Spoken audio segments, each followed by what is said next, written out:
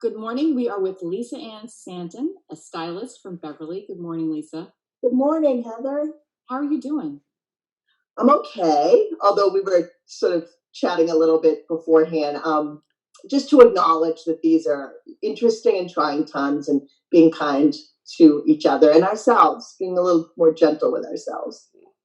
Yeah, it's definitely those times. And this is an interesting conversation we're about to have because these, as you just mentioned, this is a very difficult time.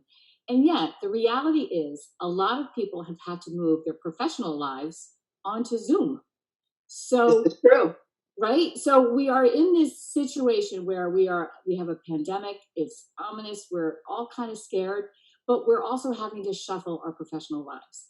Can you throw a few tips at us on how to do that, how to live on Zoom and have a little professional look and be a little styled? You look great today. Absolutely, absolutely. There's a whole piece of it too that I'm learning, and that's about the background. So I won't talk about that today, but I want people to be mindful. I'll leave that to maybe Corey or someone who's professional to talk about that. On the Have you looked at this background, Lise? Corey! Have you looked at this background? I'm like in a broom closet over here.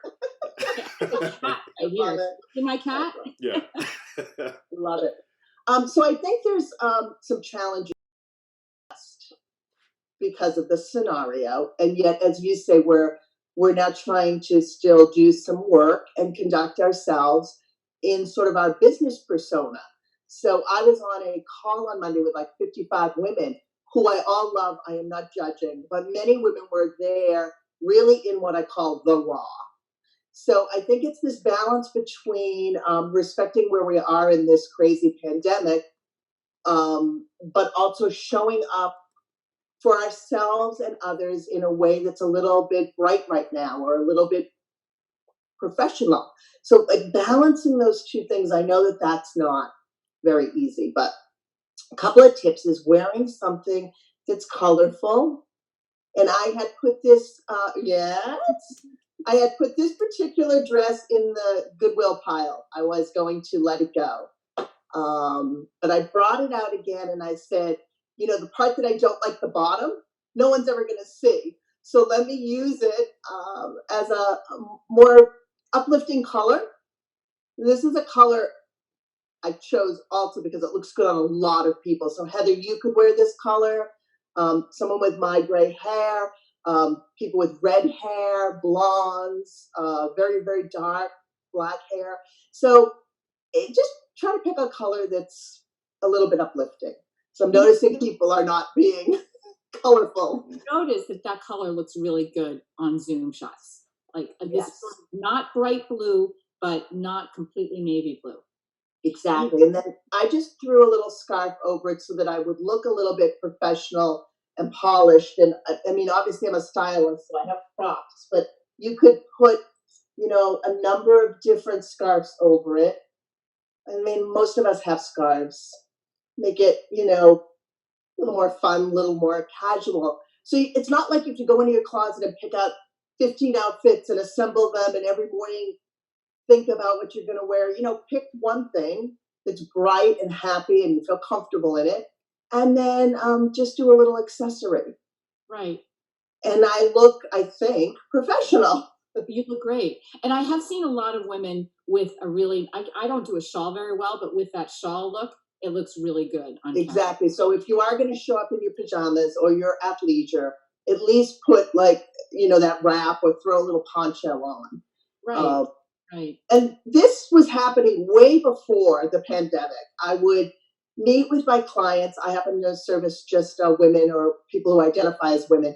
And I would say to them, you know, we've dumbed ourselves down in this society. We've all reverted to we want to be comfortable all the time, and we're not looking at how to achieve comfort and style together because that is achievable. Right. Versus just showing up in your athleisure wear. Right. Right. Which I will say we probably shouldn't judge that either. We're encouraging people to, you know, look a little bit, have a little bit more flash when they're on Zoom. And yet, if you can't, that's kind of too, right? But I'm hoping that this is a moment in time, a snapshot in history, and that, when things calm down, we'll be able to resume our regular activities. So you want to sort of try to maintain some level of professionalism, and again, bring some color and some joy to the situation. That's something we can all do for one another. Right. Just putting on something a little happy. Sounds frivolous, but it's actually, those are the small things we can do to just kind of help each other get through this very odd and peculiar time. Corey, you got any questions? Should I wear pants? Like, I haven't in 3 weeks. I love it. Well, that's the beauty of Zoom, right, everyone? I mean, we're just, it's just easier because we're really just dressing waist up. So this should be a time when you go into your closet, as I did this morning, pick out a couple of things that you were holding on to and weren't sure about, and wear them through. If you like them as tops, but you've never been able to figure out a bottom, here's a chance to use it. Well, I thought you made a great point earlier, because I think the thought of working in pajamas is great to a lot of people. But I think when you do that, you tend to slack. If you're lucky enough to work during this time and you treat each day and try like a routine work day, Yes. I think you end up being more productive and feel better about it in the end. So, Corey, I just want to qualify. If you're getting together we tried to have a cocktails with my stepkids last night. No, I mean, clearly you don't have to dress up. Yeah. This is your family. These are your people, and you want to be real. But I think when we move into that more professional Zoom call, just taking a few steps to just polish it, not in a flashy way, not in an in-your-face way. You can still be your authentic self, but show up with a little bit more professionalism. Maintain that productive mindset that Corey's speaking of. Well, I'll start ironing my ascots. Well, I want to emphasize that point, that not to overdo it too. I think we don't need tons of jewelry. We don't need No. Right? Yeah, just little efforts that ultimately make you feel better about yourself. Right. And I think, just not to plug my business, but the whole premise of why I'm in business is to make women get up, get dressed every day with ease, be comfortable, but be polished in whatever their professional life or personal life is. So it's sort of my mantra during normal times.